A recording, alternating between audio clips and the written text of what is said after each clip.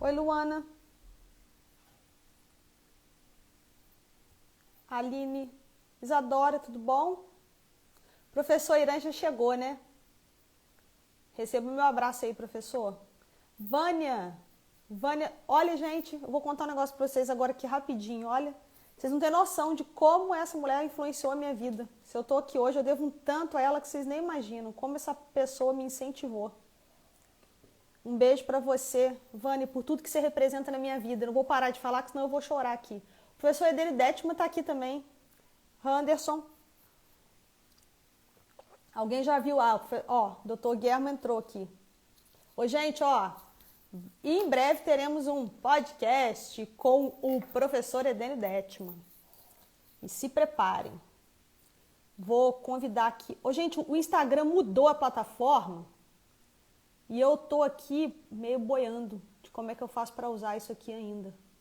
Acho que foi por isso que o Rafael passou a transmitir pelo YouTube. Tá? Mas, doutor Guilherme, eu te fiz um convite aí, viu? Aí o senhor aceita o convite. Danilo, boa noite.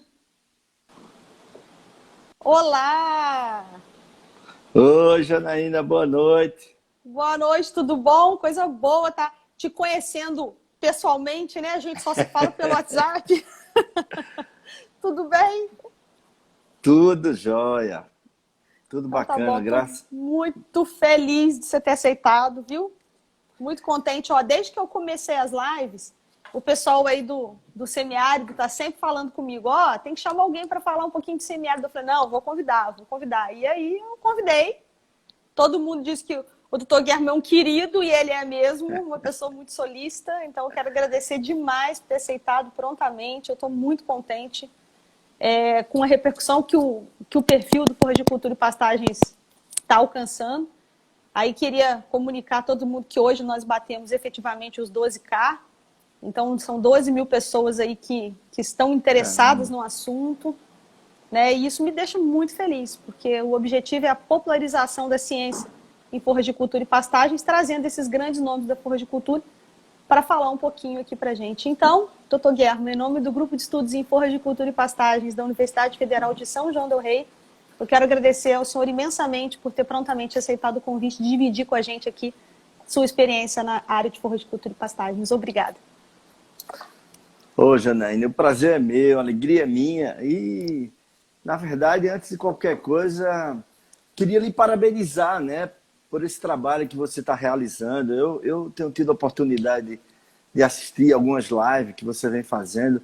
Você tem uma facilidade de comunicação, você interage muito bem com todos os seus entrevistados, né? Isso é muito bacana. Suas lives são muito dinâmicas, não, elas não são cansativas, né? Eu vi algumas, né? Se imagina ver o professor Irã Borges, o professor Nilma, o professor Edênio, Emerson, o professor Emerson, quando ele passou por aqui em Petrolina, um grande amigo, esteve aí contigo, eu assisti, foi muito bacana.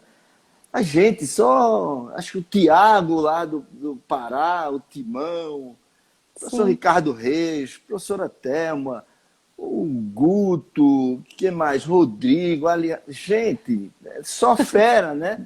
O Edênio deu um show aí, né? Deu um O show, como Edênio, sempre. desde aquela época, o Nilma provocou ele, Foi. o Nilma conseguiu levá-lo, depois você, só fera, né? Assim, eu que me sinto extremamente honrado de estar contigo aqui e também com vários amigos que estejam por acaso e alguns O estudantes. Emerson tá aí, um abração pro Emerson, companheiro Ah, também, parceiro. A live esse dele foi grandão ótima, né? aí, esse cara que tem um É. coração do tamanho dele. Uma figuraça. Pois é, Coisa Jana, boa. um Mas prazer muitíssimo enorme. obrigada. Eu tô muito feliz. E assim, aproveitando, pessoal, né, só para dar uma. Só para complementar isso aí que o Dr. Guilherme falou, algumas pessoas já sabem, isso aqui começou para ser uma conversa com os meninos do meu grupo de estudo, mas eu descobri que dava para a gente ir um pouquinho além dos muros da universidade. E aí foi muito bacana, porque todo mundo aceitou, né? Então todo mundo quis compartilhar com a gente esses conhecimentos. E está sendo interessantíssimo. Então, antes das aulas, eu costumo assistir as lives, porque eu sempre aprendo alguma coisa, eu volto lá e assisto de novo. E aí, para melhorar mesmo, né? A ideia é essa, a gente pegar essas pessoas que têm né, especialidade nas áreas dentro da floricultura e vamos divulgar o conhecimento, né? A ideia show. é essa. Então, Você já evoluiu, já está fazendo esse podcast, né? Eu assisti Sim. o primeiro, não sei se teve o segundo. Tem, mas já estamos no terceiro episódio. Caramba, depois eu vou assistir. Eu assisti o primeiro, né? Eu vi o primeiro. Sim. Achei legal, você fez uma retrospectiva da forragicultura aqui no Brasil, falando das espécies que vieram da África. Ficou sensacional, né? Ficou muito bacana. Eu espero que... E aí eu acabo envolvendo o marido também no projeto, né, doutor Guilherme? Porque eu pedi para ele fazer a vinheta. Faz a vinheta aí. Aí ele fez, o pessoal gostou mesmo. Que bom. Agora... Todo mundo envolvido nos meus planos de rede social. Ei, Janaína, mas quando tu fala doutor Guilherme, chega dói no ouvido aqui, sabe? Não então, tô acostumado com esse negócio. Então tá bom, vou chamar de Guilherme. Então tá bom, Guilherme. Então, por favor. Eu sempre faço uma pergunta para todos os convidados, né? Só para a gente conhecer um pouco da história e ficar um pouquinho mais íntimo, né, do convidado, para a gente se sentir parte do negócio. Conta para a gente como é que foi a sua história de parar na forragicultura. Por que não foi para outra área? Por que foi a forragem? Bom, Janaína... Foi essa área de produção animal e tal? Deixa eu falar. Eu sou um paraibano, né? Eu, a partir dos 18, 20 anos, eu fui para a fazenda, convivia muito com minha avó, minha mãe, meus pais. Me aproximei muito da produção animal, sempre gostei aqui, né? No Nordeste, o semiárido, com muitos caprinos e ovinos, então a gente criava. Então, essa relação com a ciência animal, com a zootecnia, foi desde cedo. Eu ia para a fazenda muito com minha avó, aqui que a gente chama no Cariri, Curimataú Paraibano, uma região extremamente seca. E me envolvi, e aí fiz zootecnia aqui na Paraíba, em Areia, né? Sou da escola de Areia. Depois de um certo tempo, 5 anos depois de formado, fui para Viçosa, né? Fiz meu mestrado e doutorado em Viçosa. Eu digo que foi uma virada de página na minha vida, né? Ter tido a oportunidade de passar por Viçosa, eu acho que todos que passaram, sem desmerecer nenhuma outra escola, grandes escolas como Lavra, UFMG, Exalc, Santa Maria, enfim, muitas outras. Hoje aqui o Nordeste é cheio de grandes e boas universidades, né? A UFBA agora, a zootecnia, foi a segunda colocada no ENAD, lá em Areia, nível 4, isso é muito bom. Então, assim, eu tive a sorte de ir para Viçosa, né? Realmente tive que estudar muito, um nível muito elevado, então foi uma fase da minha vida muito importante. E eu sou muito grato à Viçosa, não só pela formação que ela me proporcionou, né? Hoje eu sou um pesquisador da Embrapa, eu devo muito à minha parte que eu vivi em Viçosa, né? Eu construí grandes amizades, eu tive a sorte de ter grandes orientadores, fui orientado pelo professor José Fernando Coelho, tive a orientação do professor Sebastião, da professora Maria Inês, do professor Ariel Fajado. Essa escola de Viçosa é fantástica, né? E aí a gente conheceu... Desculpa, só interromper, porque eu não posso deixar de falar disso. Meu esposo, ele foi orientado do doutor Ariel Fajardo na iniciação científica, lá na Embrapa, em Santa Mônica. E desde aquela época a gente ouvia falar de você. Pois é, eu fiz no mestrado... Na verdade, que ele falava de você.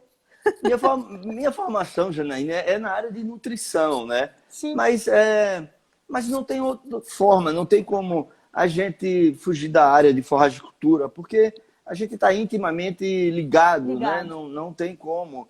E, obviamente, as nossas instituições, elas geralmente não têm um número de profissionais que podem atender várias áreas, e a gente tem que permear por algumas outras, né? Eu acho que o tempo nos leva a isso. Eu sempre fui um nutricionista da área de avaliação de alimentos, eu sempre gostei de fazer isso. Trabalhei com vacas de leite no meu mestrado, com níveis diferentes de proteína degradada no rume.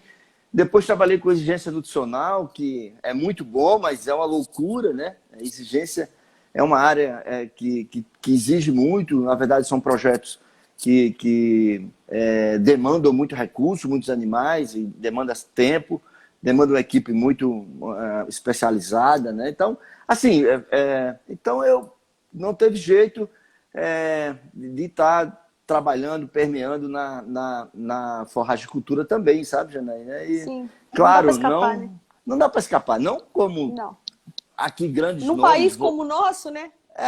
não tem jeito, Não né? dá para falar em nutrição de bovino sem falar de floricultura, né? E eu estive lá em Santa Mônica, né? Fiz experimento de doutorado lá com os animais bimestícios, lá foi em Santa Mônica. Então foi muito legal, assim, né? Enfim, Janaína, é isso, né? Como eu falei, é um prazer enorme de estar aqui. Falar um pouco do semiárido. Eu sou particularmente apaixonado pelo que faço e pela região que eu trabalho, né? Isso é o que mais me motiva. Eu sei que hoje a gente vive as instituições brasileiras, as instituições públicas, de uma maneira geral, estão muito pouco valorizadas, né? E a gente trabalha muito mais pela paixão, pelo compromisso, pela responsabilidade e pelo retorno que a gente tem que dar à sociedade, né? A gente que às vezes teve a oportunidade de ir para fora, eu passei um ano fora e foi uma experiência fantástica. Quando a gente vê as condições, né, que as instituições lá fora têm, caramba, então eu acho que nós somos grandes heróis na ciência animal, né? E nós somos mesmo, né? A gente ter nomes, como eu citei aqui, né, esses profissionais de excelência e além de grandes amigos, são excelentes profissionais que levam, né, que elevam o Brasil a um nível internacional. Isso é muito bacana. Eu sou muito orgulhoso dos meus pares, dos meus colegas, e me orgulho muito do trabalho que você vem fazendo, Janaína. Parabéns. Isso é muito bom para a ciência animal, para a zootecnia. E é claro que todo profissional que passa algum momento aqui, você trouxe o professor Maci, nossa, quanta gente boa. Aquela turma toda lá de Maringá, né? Eu tive vários colegas. Enfim, gente do Brasil inteiro. Obrigado por estar dando oportunidade também ao Nordeste, ao semiárido, né? A gente é uma parcela importante na pecuária do Brasil também, obviamente com características dafoclimáticas, biologicamente falando, bem diferente, mas essa atividade pecuária, a produção animal no semiárido, ela tem uma importância muito grande, até porque talvez não, é a atividade mais importante na geração de renda, né? Então, digo isso particularmente falando do semiárido brasileiro, e a gente leu um pouco, conheceu um pouco de alguns semiáridos. Isso acontece no mundo afora, né, Janaína? O semiárido e as zonas áreas de semiáridas, elas particularmente permeiam 45%, 50% de todo o planeta, né? É importante a gente frisar isso, né? Trabalhar em regiões semiáridas significa estar trabalhando num percentual muito participativo das áreas do globo terrestre. Isso é que é a grande verdade. E nessas áreas, geralmente, a presença dos animais são significativos, né? Porque esses animais são mais adaptados a essas condições de semiaridez. A agricultura é muito mais vulnerável, né? do que a pecuária, né? A produção animal. É uma atividade com muito maior risco, né? Não dá para... Sem dúvida. Tem muito menos possibilidade. O semiárido, ele é desafiador. Não adianta a gente dizer que não. Mesmo para a produção animal, mesmo com essas espécies adaptadas, né? Como caprinos e ovinos, né? É desafiador, mas também tem muitas potencialidades, né, Guilherme? Tem muito potencial. Eu trabalhei, né? Morei 3 anos em Alagoas. Tive uma certa experiência, a gente ia lá para a região de Delmiro Gouveia, né? O meu ex-aluno aqui, o Henderson, que está lá em Piranhas, agora lá em Alagoas, acompanhando. A gente fazia projeto de extensão em alguma região ali mais para o semiárido. Eu estava no Agreste, né? Então, não cheguei a trabalhar diretamente no semiárido. Mas eu percebia isso. Ela é uma região muito desafiadora, mas ela também traz muita coisa boa, né? Para a gente, assim. Eu não fiquei porque eu tinha saudade do pai e da mãe, né, Guilherme? Eu tinha que voltar para casa. Você é mineira, né? Janaína? Não, eu sou fluminense. Mas é porque eu estudei, né? Eu sou formada na Rural do Rio. Aí depois que eu vim para Minas. Aí fui para o Nordeste e voltei para Minas. Mas eu sou mineira de coração. Eu sou mais mineira que fluminense, com certeza. Mas fala um pouquinho pra gente disso. Pois o mineiro não para muito aqui, não. E ele tem toda a razão, né? Eu também tive colegas lá do Rio, né? Outro dia eu estava até assistindo mesmo a live do Edem falando do Malafaia, de uma publicação que ele recentemente, né, comentando sobre os sistemas de produção animal em pastejo, né, o número muito restrito, ele tem toda a razão, isso é um grande desafio. Eu acho que nós estamos até distanciando um pouco disso, porque esses ensaios, esses projetos, esses estudos em área em pastejo realmente é oneroso e leva tempo, né? Essa é a grande verdade. E a gente eu morro de inveja do pessoal da avicultura, Guilherme. É mais fácil, né? Muito mais rápido para publicar um artigo, para fazer um experimento, né? É verdade. E a gente tem sofrido um pouco, né? A falta de recursos tem nos afastado disso, né? Eu tenho muito orgulho de participar de duas pós-graduação, a da Univasf aqui, né, tanto a nível de mestrado e doutorado, e de um doutorado integrado entre a UFPB e a UFC. Eu acho que se não fosse os meus estudantes da pós-graduação, né, eu acho que a gente não teria alcançado um certo volume de trabalho, né? Sim. Então, estar na universidade nos faz, na verdade, sempre estar motivado, né? Esse é um meio muito dinâmico, né? Essa garotada ajuda bem a gente nisso aí. E essa possibilidade de a gente da Embrapa estar junto com a universidade, isso é muito, eu acho que é muito positivo, né? Eu brigo muito por essa presença da pós-graduação dentro da própria Embrapa, porque nós crescemos junto com tudo isso, né? Essa relação entre as instituições, elas são muito importantes, porque, na verdade, somos um país que ainda, infelizmente, a ciência não tem tido a valorização que de fato ela merece, então a gente precisa juntar esforços, né? Não podemos fazer pesquisa sem somar, né? Sem integrar as estruturas, as pessoas, os conhecimentos, né, Janaína? Então, e claro, na área de forragicultura exige muito essa integração, né? Até porque é do tamanho das áreas que a gente precisa. Mas, Guilherme, fala pra gente um pouquinho o que você considera um maior limite, o que você considera um dos maiores potenciais do semiárido para a produção animal. Pois bem, Janaína, quando você me convidou, fiquei pensando, né? Já que eu na verdade, transito mais na área de nutrição, né? E claro, hoje eu fui levado de fato a trabalhar também e tenho até, na verdade, me envolvido muito mais hoje com forragicultura do que praticamente com nutrição, mas eu gosto muito dessa junção, né? De fazer essas duas coisas. Eu acho que é necessário que a gente faça, né? Como eu falei, o semiárido tem uma particularidade porque essa região por si só ela tem uma diversidade muito grande. Há diversidade e diversidade, né? A gente às vezes acha que isso é muito particular nosso, é claro, mas se você for para o centro-oeste, para o sul, para a região sudeste, obviamente que essas diversidades também elas são muito inerentes a cada região. Claro que aqui, né, a gente tem que entender que um dos principais limitantes é a disponibilidade hídrica, né? Sim. Mas eu diria, viu, Janaína, que essa disponibilidade hídrica ela começa a ter que ser olhada em várias regiões, né? Do Brasil e do mundo. Nós temos vivido uma crise hídrica. Além da crise hídrica, que está muito ligada às próprias mudanças climáticas, embora existam correntes de colegas que não acreditam na alteração do clima, eu particularmente acredito. E eu estou há 25 anos aqui em Petrolina, né, no Vale do São Francisco. Isso aqui é uma Califórnia brasileira, é verdade. Daqui saem... O professor Nilma falou isso aí agora. É verdade. Aqui sai mais de 90%, 95% de toda a uva e manga produzida no Brasil. Só Petrolina ela é a 15ª, o 15º município de PIB agropecuário ou agrícola do país, né? É um município de uma importância. Quando esse PIB de Petrolina é somada ao PIB de Juazeiro, que está no outro lado do rio, a gente passa a ser o 5º maior PIB agrícola do país. Então, a força dessas duas regiões é muito interessante, mas está voltado muito mais, claro, para a produção de frutas, né? De uma maneira geral, é muito forte. E a nossa pecuária é mais uma pecuária dependente de chuva. Mas isso não quer dizer que nós não possamos fazer também pecuária fazendo uso de irrigação. Agora, claro que isso tem que haver uma comparação em termos de retorno financeiro, né?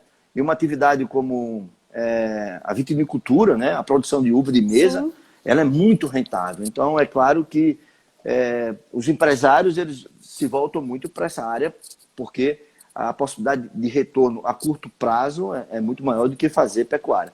Mas é interessante você perguntar isso, viu, Janaína? Porque eu creio que uns 8, 10 anos atrás tiveram aqui alguns consultores do grupo JBS, né? E eu fiquei impressionado com o interesse deles na região, né? A gente falando dos desafios e dos potenciais, me lembrei desse fato aqui, porque veio um consultor E ele veio aqui para, naquela época, tentar estudar a possibilidade de montar um grande confinamento aqui na região, né? Caramba, aqui no Vale, né? E a gente teve uma reunião com ele e ele falou que o que é mais importante, o que eles mais identificaram aqui como potencial para confinamento é que essa região não chove, né? E animais confinados não gostam de chuva, eles não gostam, né, de estar alagado, de viver, né? Então, obviamente, sendo vencida toda a possibilidade de produção de alimento, de forragem, de biomassa alimentar, e, claro, né, vencido também a possibilidade de trazer um número expressivo de animais para a região, no mundo não vai ter melhor lugar. Impressionante, Janaína, ele falou isso, né? Então, no mundo não teria outro, porque nós temos uma amplitude térmica muito próxima aqui, não é alta, não é elevada. Não isso favorece variações, Então, se houver possibilidade de produção, nós temos aqui uma usina produtora de cana-de-açúcar, né? São mais de 20 mil hectares irrigados.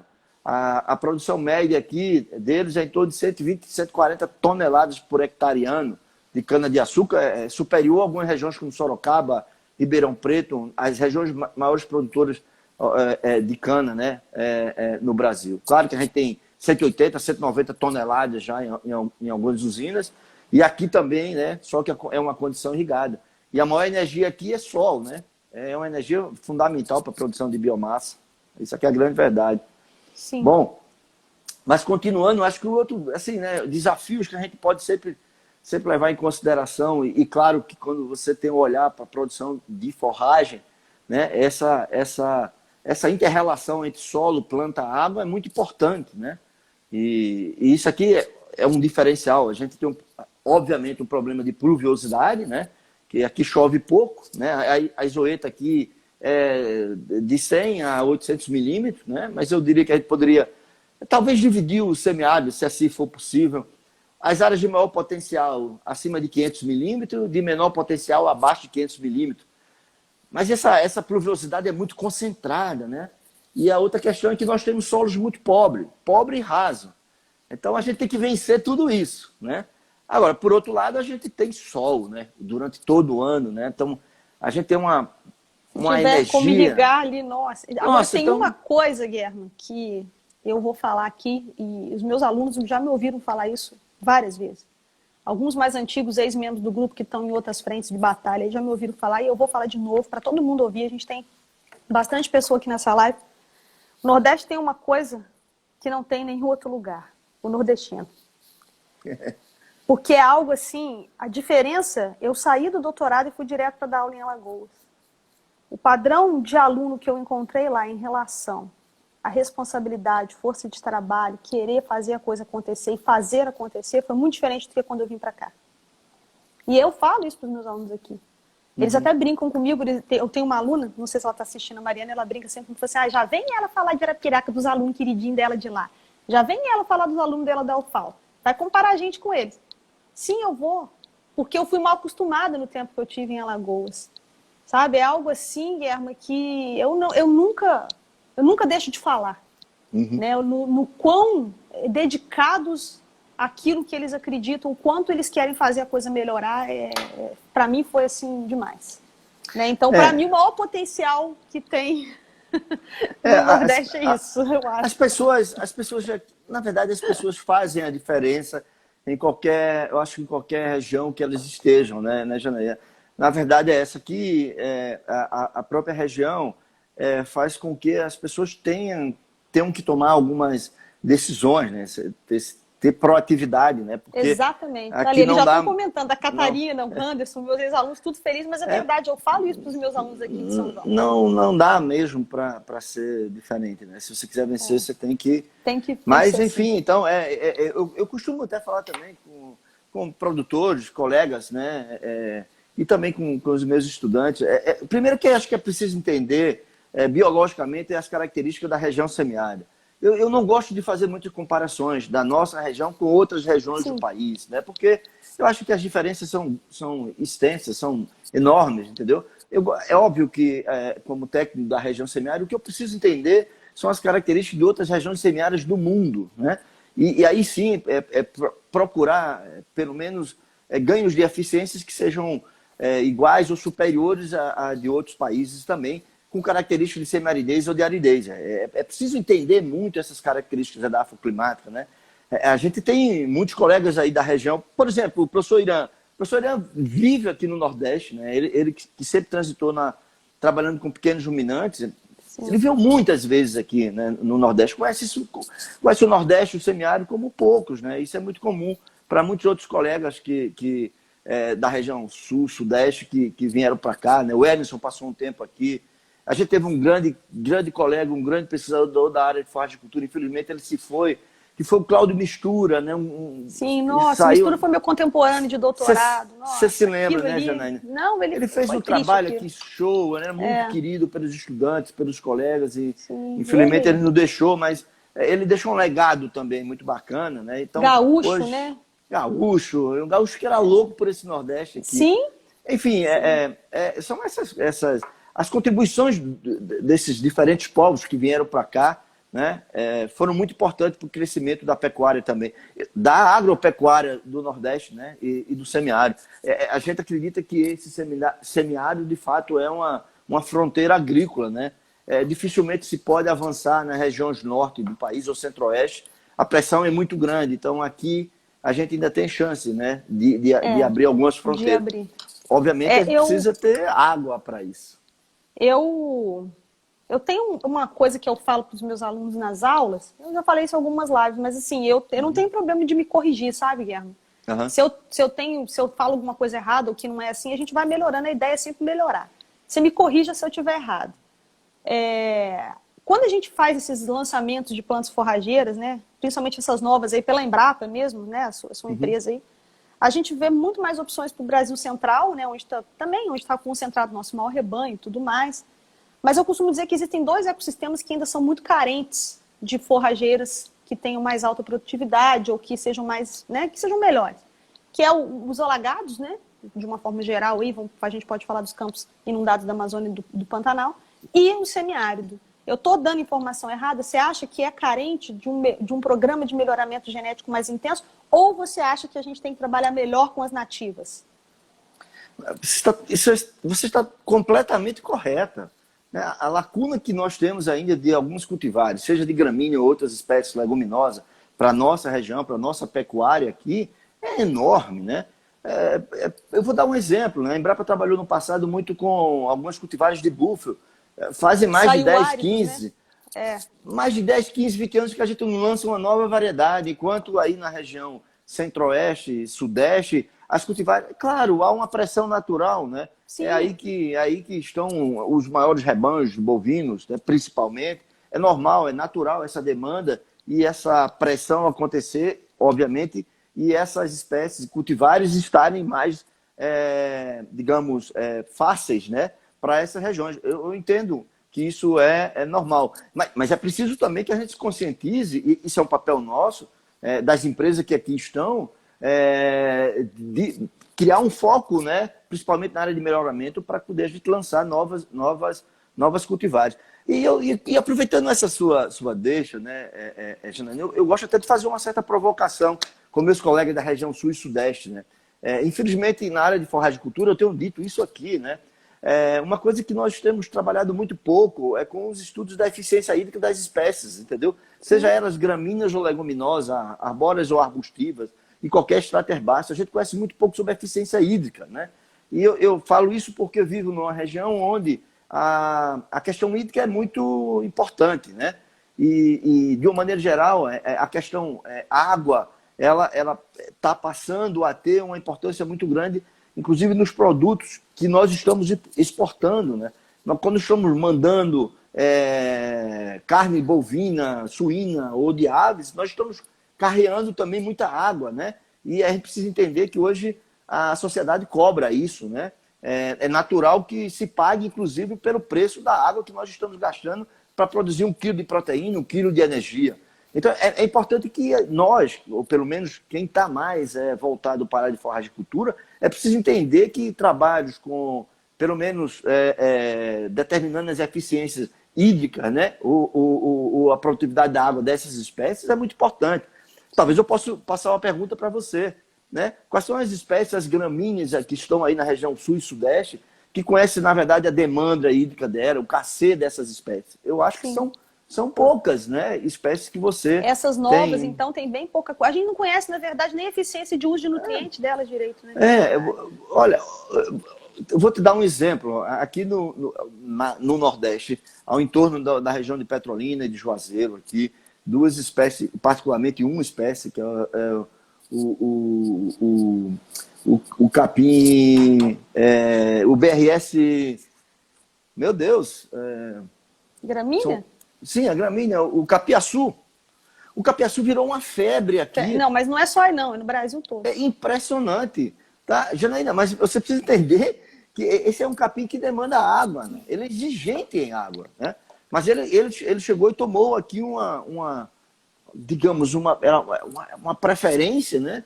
Agora a gente está na febre do capiaçu, passamos na febre do pangola, lembra disso? É impressionante, né? Isso acontece muito nas nossas regiões, ou na nossa pecuária, na nossa produção, né? Isso é muito comum. Eu dei uma varredura, eu fiz uma varredura nas suas lives aqui.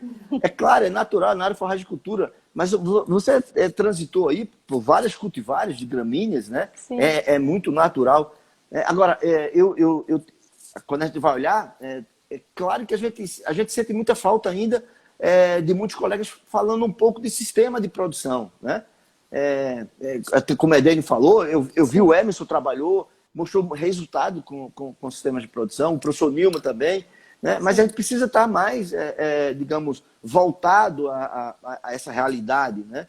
E, claro, quando eu falo isso, eu trago isso para a nossa realidade aqui, e eu me lembro que quando eu cheguei aqui em 94, quando eu passei no concurso, estava sendo lançado um sistema que chamava CBL, que era... Caatinga. Se lembra Bufilocena. disso?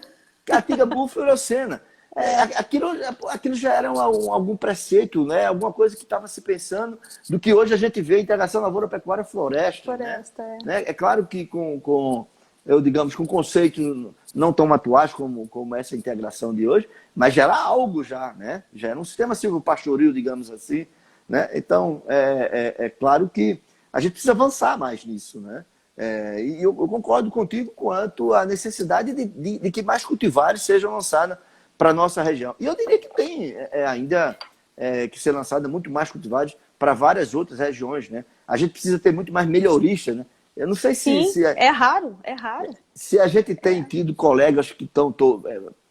melhoramento nem sempre é uma área que atrai muito, mas é uma área que demanda demais, né? Não é verdade? A gente tem melhoristas muito competentes, né, de plantas forrageiras aí no Brasil. Sim. Mas a gente tem um déficit de mão de obra, eles estão super apertados, né? Vamos dizer assim. É um trabalho. O Edene fez uma pergunta aí, quando é que a gente vai parar de ficar preocupado com o capim prometido, né? Tipo assim, e manejar, né, o que a gente tem, né, Edene? Vamos encarar a necessidade de usar bem o que a gente tem. Na verdade, se a gente for parar para pensar, se você vai para um país como a Europa, é muito mais fácil você pensar em fazer um manejo de pastagem por causa da homogeneidade que tem de solo e clima, né, Guilherme? Mas a gente está num país de dimensão continental. Estamos conversando aqui com alguém lá do semiárido. O meu capim não serve para você. Pois eu vi uma das lives... Tem que apertar o programa de melhoramento, né? Então, qual é o capim preferido? Qual é a forma de escolher o melhor capim, né? Eu não sei, embora eu transito hoje com essa área de forragicultura, a gente é levado a isso, né? Por exemplo, uma coisa que me fascina aqui é trabalhar nos sistemas biosalinos de produção. Parece uma coisa meio louca, né? Mas aqui, pela falta de água, você tem que buscar alternativas de água para produção. E as plantas halófitas são aquelas que toleram sais nas águas, né? E essa é uma área muito pouco trabalhada, né? Claro que não há interesse nenhum, entre aspas, né? Para a região centro-oeste, sudeste. Eu não sei, pelo menos por enquanto não é uma área que a agricultura ou a zootecnia biossalina vai estar permeando ou entrando aí. Longe investir, disso. né? Muito tempo, recurso. Né? Claro, mas no mundo nós temos mais de 1 bilhão de hectares em processo de salinização. Isso é muito expressivo, né? E parte dessa extensão territorial de áreas salinizadas estão também áreas onde a pecuária é forte, né? E às vezes o excesso de insumos que geralmente é carreado para essas produções de biomassa que nós estamos sempre querendo cada vez mais, né? E se busca muito mais quantidade do que às vezes qualidade. E isso é uma questão que a gente precisa muito trabalhar, né? E, claro, eu acho que alguns trabalhos... eu vi a live de Edênio, né? E quando ele busca essa relação, obviamente, de toda a demanda nutricional do animal com a disponibilidade de nutrientes no pasto, né? Ele maximiza, ele consegue dar a eficiência ao sistema sem pensar muito na quantidade, mas na qualidade, nas entidades nutricionais e como elas são utilizadas, né? E isso tem uma flutuação, essa forma de ser utilizada não é única, não. Não existe um modelo único, né? E não é só para uma região. Na verdade, não é só para uma região e ela flutua ao longo de um tempo. Então, é muito complexo estudar isso, né? Ele é meio crítico em relação a suplementação energética, suplementação proteica, né? Ele não amansa muito, não, né? Ele faz algumas críticas e eu acho que ele tem certa razão. Sim. É claro que o conhecimento de Edênio ele é muito provocativo, né? Mas faz a gente pensar, né? E claro que por trás disso tem uma indústria, né? Tem um comércio, tem um mercado. E esse mercado, quando ele sabe usar muito bem algumas informações, o importante para ele é vender insumos, é vender determinados produtos, né? E claro que eu digo isso, mas reconhecendo grandes pesquisadores, cientistas, o Pedro Veiga, né? É outro excepcional colega, né? De Viçosa, hoje está na iniciativa privada, né? Com trabalhos excelentes, bacana. Então, assim, isso tudo nos orgulha muito. Agora, claro que aqui no semiárido, eu gostaria muito de vê-los aqui, né? Trabalhando no semiárido, né? E entendendo um pouco a complexidade de como é produzir numa região onde a diferença entre e dentre anos é altíssima, né? Para você ter uma ideia aqui, Janaína, você viveu aqui, né? Nós temos um coeficiente de variação de pluviométrico aqui de mais de 230%, né? Nos últimos 6 anos, 2012, 2013, 2018, tivemos uma seca praticamente de 6 anos, né? Então, é claro que para ser produtivo, eficiente numa região dessa, é preciso muito planejamento, é preciso muita interação entre ambiente, atmosfera, animal, planta, enfim, conhecer isso e entender as condições biológicas. A gente não precisa também estar naquela ansiedade de alcançar níveis de produção ou de produtividade, como a região centro-oeste, sudeste, o que seja, né?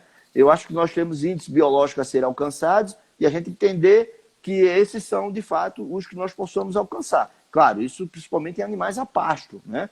Se a gente for partir para um confinamento e, obviamente, trabalhar com áreas irrigadas, eu diria que o semiárido brasileiro teria um diferencial muito mais positivo do que qualquer outra região do país. Essa que é a grande verdade. Mas essas áreas irrigadas aqui, elas geralmente estão disponibilizadas para outras culturas, outras atividades. Mais nobres, né? Mais nobres, são mais rentáveis, né, Janaína? É natural isso. É natural. Né? Você falou um negócio de mercado aí, doutor Guerman. Guerman, não posso chamar de doutor, né? Então, você falou um negócio de mercado, e aí eu queria fazer um paralelo com um comentário que alguém fez aqui que está assistindo. O preço que, por exemplo, vamos supor num centro ciliares que foi lançado aí, talvez pela Embrapa, ou vamos supor um antropólogo que está sendo lançado por outra empresa aí, né? O preço que isso chega para o produtor no Nordeste é absurdo, Guerra. Na verdade, semente chega num preço absurdo e ele tem necessidade de ter essa forrageira porque a Caatinga vai disponibilizar para ele um recurso forrageiro por um tempo limitado, né? Na Como verdade, resolve isso? É preciso entender, isso é comum em qualquer região pecuária, que acho que o principal insumo tem que ser produzido, né? Essas espécies forrageiras, elas têm que ser extremamente adaptadas às nossas condições de solo e água, né? E atmosfera, né? É muito importante que a gente entenda muito bem os fatores agrometeorológicos aqui existentes. Eu digo aqui, é claro, porque é aqui que a gente está trabalhando e é esse tema que a gente está discutindo. Mas isso também eu posso estar remetendo para outras regiões do país, né? Esses fatores agrometeorológicos têm uma importância muito grande em relação à eficiência dessas diferentes espécies, né? O capim-búfalo é uma espécie que aqui a gente tem, eu diria, acima de 600, 800 mil hectares plantados e muito mais do que isso. Nós temos uma espécie como a palma, longe, né, da palma ainda chegar na região sudeste, por enquanto, né? A depender das condições futuras, você tem até uma pergunta aqui que você bolou, né, Janaína? Será que algumas espécies, né? Vão além dos muros do semiárido, né? Eu achei super interessante. E olha, Então Janaína, vamos falar. essa palma, essa espécie forrageira, ela já está no Tocantins, né? O Tocantins é imenso também, né? Sim. Só que eu já estive no Tocantins falando um pouco da experiência nossa de pecuária aqui no semiárido. Quando eu fui convidado, quase que caiu para trás. Eu nunca Mas passei acontece... tanto calor na minha vida. Caramba, mas eles têm regiões lá que Foi quando passam Tocantins, 3 meses, com 4 Emerson, meses, 3 meses, 4 meses sem chuva, não é onde Emerson nem Nilma estão, é outra história. É outra história. Lá em Lagoaína é outra história. Mas assim, é uma região, bem ali na divisa com Luiz Eduardo Magalhães.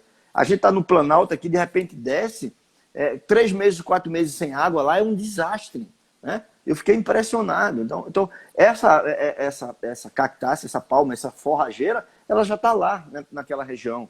Né? Quer dizer, e essa espécie, né, essa é uma espécie que, para a pecuária, principalmente a bovino de leite, ela é indispensável.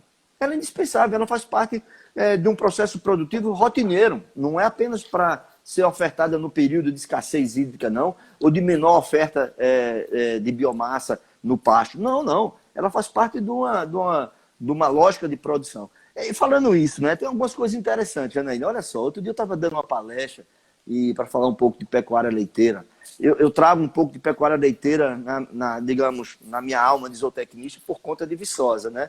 Eu fui com a intenção de trabalhar com pequenos ruminantes para Viçosa, mas entrei com vaca e depois com bezerro, tudo de rebanho leiteiro. Então, eu adquiri isso. Então, de vez em quando, a gente tem aqui uma estação experimental em Nossa Senhora da Glória, em Sergipe, ali pertinho de Alagoas, na divisa de Alagoas, né? Acho que você deve ter conhecido. Então, e eu fui falar um pouco dessa pecuária leiteira e fui naqueles top 100, claro, né? Apenas para mostrar alguns dados, me atualizar em relação aos maiores produtores de leite no Brasil, né? Eu fiquei impressionado que dos 100 maiores produtores de leite, 10 estão no Nordeste e esses 10 estão na região semiárida, né? Então, claro que são regiões semiáridas mais privilegiadas, com acesso à água, né? Mas isso impressiona de qualquer forma, né? De 100, 10% está aqui, então isso demonstra, né, muito o potencial da região também, Sim. Guardadas as proporções. Eu lembro que eu gostava de ir lá na região de Batalha, lembra, Anderson? Que a gente já foi lá algumas vezes, que a região de Batalha lá tinha uma genética boa pra caramba na Alagoas. Essa região é famosa lá, né? Que Demais, tem uns animais, né? de alta genética lá, altíssima produção. Eu gostaria muito de convidar muitos dos meus colegas que estão aí, aqui, assistindo esse bate-papo maravilhoso com você, Janaína, de virem aqui num dia D, que é de uma fazenda lá na Paraíba, que chama Fazenda Carnaúba, né? Sim. Talvez sejam os momentos assim, mais grandiosos para quem transita na produção animal do semiárido, né? Vocês precisam ver a realidade que eles produzem e como eles transformam essa realidade deles, ou nossa, num grande potencial, né? Os queijos que eles produzem de cabra lá, hoje praticamente não fica no Nordeste, praticamente está na região Sul e Sudeste. Já ganhou vários prêmios internacionais, inclusive na França, né? Mas eles usam o potencial dele, né, maximizando todas essas qualidades que são inerentes a essa semi-aridez, e esses produtos são vendidos com essa marca, né, com essa identidade. Isso é muito importante, né? Na verdade, eles não buscam essas altas produtividades que estão aí, mas eles procuram um leite diferenciado, com a gordura diferenciada, né?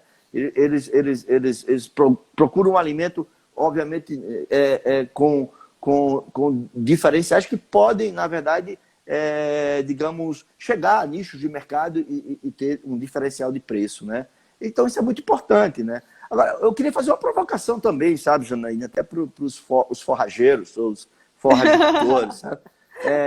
Na verdade, em relação à necessidade da gente começar a entender um pouco da necessidade dos zoneamentos, né, agrícolas do riscos climáticos para as espécies forrageiras, né? Sim, porque tem para soja, tem para milho, tem para feijão. Para várias culturas, né? A gente tem a primeira aqui no Nordeste, que é para palma, né? Que é uma espécie que tem aí, talvez, 500, 600 mil hectares já plantados, né? Mas eu diria que esse zoneamento agrícola de riscos climáticos, esses sistemas, na verdade, de alerta pecuária, são muito importantes, né? para aqui mais do que qualquer outro lugar. Porque é muito importante que a gente se antecipe a alguns problemas, né? Aqui no nosso caso, é preciso que a gente se antecipe, ou seja, que as previsões pluviométricas sejam cada vez mais precisas e que a gente possa se adiantar, né?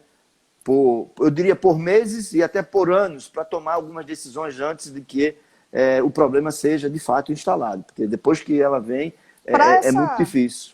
Para essa área de floricultura, tem muita coisa que a gente, como você falou, fazer uma provocação para os forrageiros, então eu vou continuar provocando, que eu sempre provoco. Isso, eu queria mandar um abraço aí pro professor Luiz Fernando Lopes, um amigo que entra na live sempre para me ficar fazendo zoada aí, ó. Perguntando abraço, Luiz Fernando. Fica sempre zoando as lives. Um abraço para você, meu amigo. Aí, eu até esqueci o que eu ia falar aqui. Eu estava falando do zoneamento climático. Não falta só isso, Guilherme. A gente estava conversando outro dia para fazer essas provocações. Os nossos manuais de adubação de plantas forrageiras estão muito atrasados. Tem uma série de forrageiras novas, a gente não conhece nível crítico de elemento, dos nutrientes. A gente precisa trabalhar mais nesses aspectos da floricultura. Então, fica essa provocação do zoneamento climático para os forrageiros e fica também essa provocação que a gente está tentando se reunir para a gente conseguir estabelecer um novo manual de recomendação para plantas forrageiras no Brasil. Um país como o nosso, com diferentes condições edafoclimáticas, dimensão continental, né? A gente precisa se preocupar mais com esses aspectos, tanto nutricionais, né, em relação ao solo, como aspectos também relacionados ao clima, né? A gente fala tanto que para escolher a forrageira você precisa conhecer as condições de solo e clima, e a gente não tem esse zoneamento, né?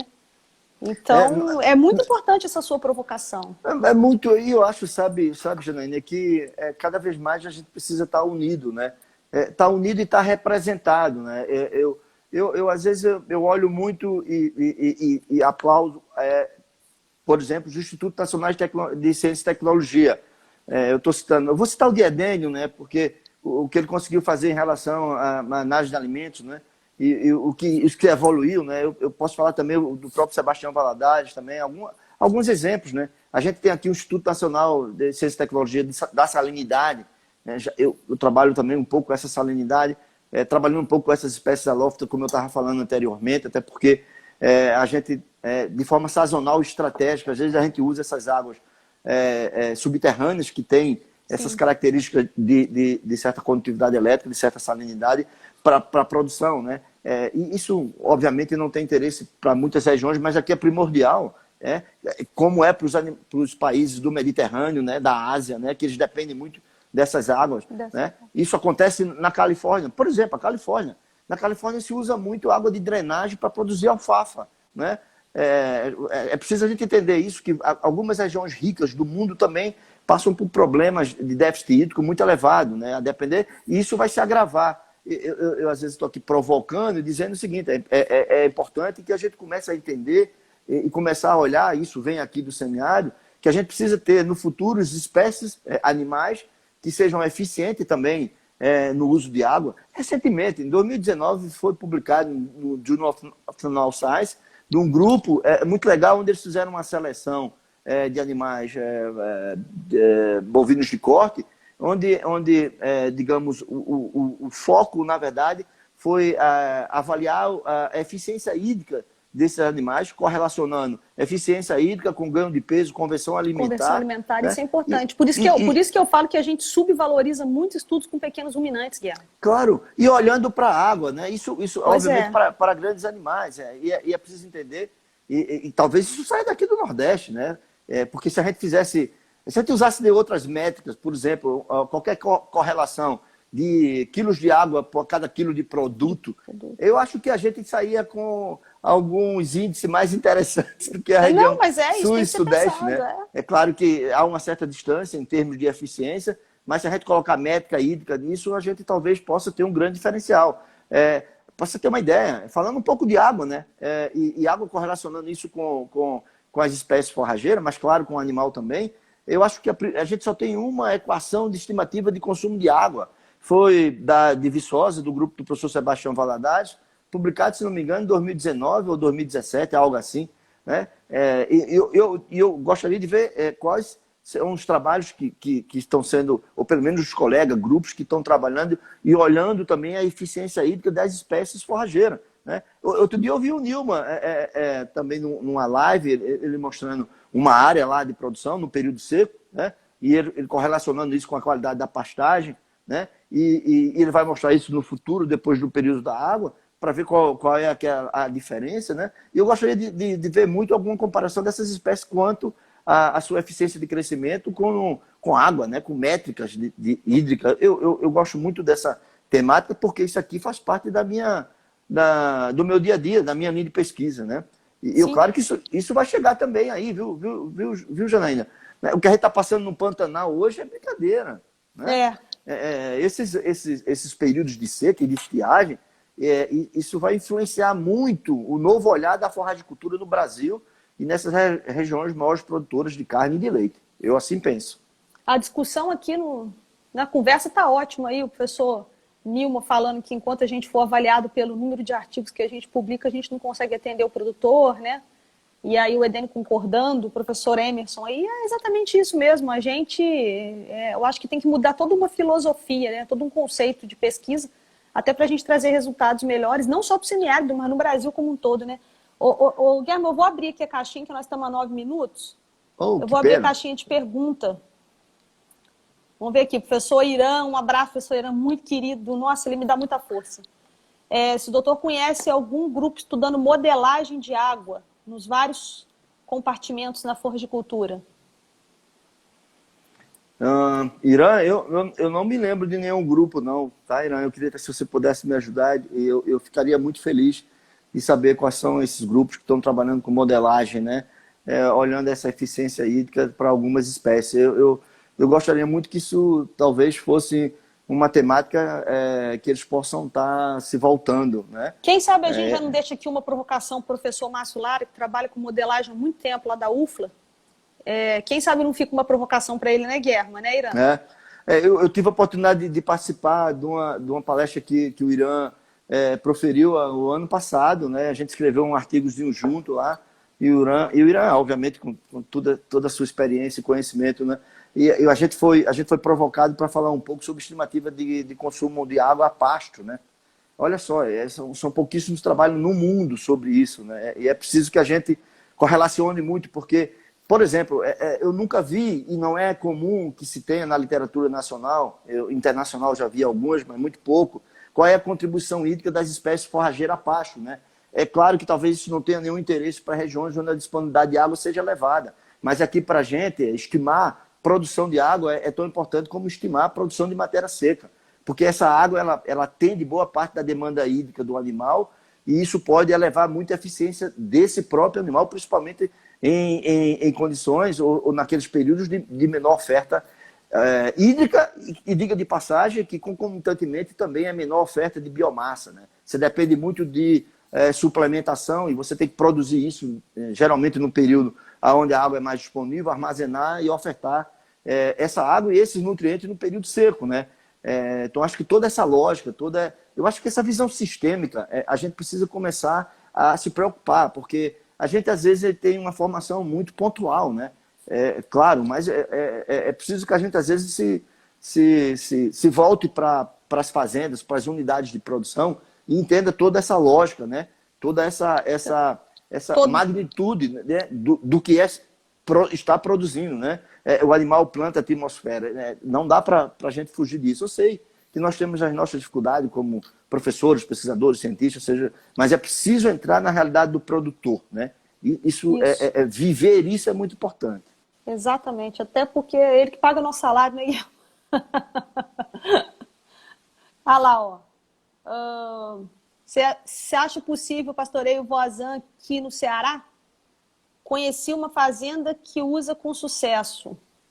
Claro que sim. Eu diria que a gente, quando a gente fala para semiárido, né, geralmente o que nos vem é natural, é um ambiente muito seco, um ambiente muito pobre, né? É essa imagem que sempre foi vendido, né? Mas como eu falei, rachado. Sempre, né? Mas como eu falei, né? Nós temos aqui as 10 maiores, entre as 100 maiores fazendas produtoras de leite, né? Nós temos aqui 10 em regiões semiáridas. E claro que nessas regiões onde a disponibilidade hídrica é mais elevada, a possibilidade de irrigação na verdade, real, eu diria que sinceramente, dificilmente outra região do país consegue ser tão produtivo, tão eficiente como a região semiárida, desde que tenha água e solos possam ser corrigidos e claro que as espécies consigam atender que nós consigamos atender as demandas das espécies forrageiras que nós estamos trabalhando. Eu não tenho dúvida nenhuma que a eficiência nossa aqui, animal, é superior a qualquer outra região do país, desde que se tenha água, né? Obviamente em solo, com condições de produzir. Eu não tenho dúvida disso. E assim nas regiões semiáridas do mundo. É somente você ir no Texas, na Califórnia, no Arizona, onde eles produzem, obviamente, com custos diferenciados. É claro que a gente tem que entender um pouco as lógicas do que eles produzem lá e como a gente produz aqui, né? Mas é claro que eles usam bastante concentrado lá, enfim. Mas quando eles têm água, eles produzem com eficiência incrível, né? Mas vamos olhar um pouco para Israel também, né? É uma dos países maiores produtores de leite, né? Um país extremamente árido, né? E que faz uso de diferentes tipos de águas chamadas marginais, né? E lá eles são eficientemente produtivos, como qualquer outra região. É uma prova de que é possível, né? A gente precisa também, a gente também precisa um pouco de políticas públicas nesse sentido, né? Não adianta a gente correr disso. Sem dúvida. E acima de tudo, quem transforma o mundo é o conhecimento, né? Sim. A verdade é essa. Eu acho que hoje aqui no semiárido a gente tem um grupo técnico muito competente, né? Claro que tem no Brasil inteiro, mas hoje aqui a gente tem um grupo muito forte, né? Atuando muito bem na região e atrelado a isso, claro que precisa ter políticas públicas, né? E quando a gente existir de fato, quando nós tivermos essas políticas públicas voltadas para esses produtores, para a pecuária dessa região, eu acho que haverá uma transformação. Como houve aqui para a fruticultura, né?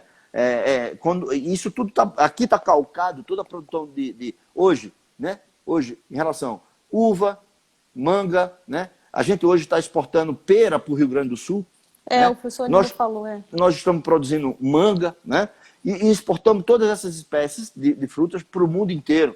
Né? Claro, mas por trás disso tem toda uma estrutura de uma política pública e tem muito conhecimento, né? Vindo das universidades, das empresas de pesquisa, da Embrapa, né? E dos próprios produtores, que a gente precisa entender que a experiência adquirida pelos produtores, né? Esse conhecimento tácito que estão neles próprios, precisa nos retroalimentar, né? A gente precisa sair, às vezes, um pouco da realidade da academia nossa e ir muito para a realidade prática do produtor. E essa troca de experiência e de conhecimento é fundamental, é importante, né? A gente não pode, de forma alguma, se distanciar da realidade do produtor. Nós temos que trabalhar voltado para esse conhecimento tácito que está, né, nas unidades de produção. Claro que são... e buscar esses bons exemplos que a gente tem aí em outros lugares, né, em outras regiões do mundo que deram certo, que funcionou, né? Sim, então... Da mesma forma que nós vamos buscar, eles estão vindo buscar também esse conhecimento que está aqui. Né? A gente está, na verdade, levando o conhecimento das várias regiões do país para outras regiões no mundo, né? Hoje a gente pode se orgulhar muito disso, né? E nós devemos isso a esse magnífico corpo técnico. Eu mesmo me sinto honrado de estar com você aqui, sabe, Janaína? Olhando o seu trabalho, né, o que você está envolvendo esse grupo de colegas, de professores, pesquisadores, né? São pessoas assim, de um conhecimento, do esforço que cada um, né, tenta fazer, superando todas as dificuldades. Isso nos orgulha muito, né? Eu estou sendo assistido, eu não vou nem dizer, por esses Você imagina quando, quando vocês aceitam o convite, eu fico muito feliz, eu fico feliz demais, Guilherme. Eu sinto muito feliz, muito honrado. Eu sempre aprendi muito. Todos esses momentos são momentos de aprendizagem. Né? Isso. E todos esses meus amigos... Guilherme, olha só, se a gente cair, a gente volta só para se despedir, porque a qualquer momento vai cair. Mas vou falando, tá? Se cair, a gente só volta para a gente se despedir. Mas assim, eu acho que foi super legal, foi muito bacana. Eu agradeço muito pela oportunidade. Agradeço a gentileza desses grandes pesquisadores, cientistas, professores que estão por trás aí nos vendo. Né? Um forte abraço a todos. Me orgulho muito deles e muitos grandes amigos meus. Às vezes eles ficam soltando flores aí, é muito mais pela amizade do que qualquer outra coisa. Mas eu aprendo muito com eles e queria lhe parabenizar, tá? Desejar sempre muito boa sorte. E não só parabenizar e agradecer a você pelo serviço que você tem nos prestado, que você tem nos proporcionado, né? Porque você faz com que a gente cada vez mais esteja mais unidos, né? A gente tira uma horinha para estar aqui lhe ouvindo, aí vem um, vem outro. Puxa, isso é uma forma de aprendizagem. E essa pandemia, né, infelizmente, com tanta dificuldade, trouxe tantas coisas belas. E uma delas é esse seu trabalho, que eu desejo muito sucesso, muita felicidade. E conte sempre com a gente aqui, tá? Muito obrigada por ter aceitado, por ter tido essa conversa fantástica. Eu não falei que era um bate-papo gostoso, tá vendo? Mas foi maravilhoso. Estou muito maravilhoso. feliz. Eu quero agradecer a todo mundo que estava aqui com a gente, que ficou aí até o fim, bastante gente hoje na live. Muito, muito obrigada mesmo, pessoal. Guilherme, de coração, muito obrigada. A live vai ficar salva, depois eu vou colocar lá no YouTube. Semana que vem nós não vamos ter a live aqui às 20 horas, vai ser às 19, tá? Eu vou fazer uma live com um shaker, com um produtor rural. Ela vai ser um pouco diferente, é um desafio muito grande para mim também, mas nós vamos trabalhar, né, Guilherme? Vai ser legal. Vamos sucesso garantido. A ciência. Você estando na frente é sucesso garantido. Boa sorte, boa noite a todos. Muito obrigado pela oportunidade. E se cuide, né? Precisamos continuar nos cuidando. Essa aqui é a grande verdade. E muito obrigado pelo carinho de ter aceitado, viu? Muito obrigado por esse bate-papo maravilhoso, de coração. Muito obrigado. E um abraço a todos esses meus grandes amigos que estão por aí por trás. Obrigada. Um beijo. Tchau, valeu. gente. Boa noite. Tchau, obrigada, Guilherme. Tchau, tchau. Tchau, tchau.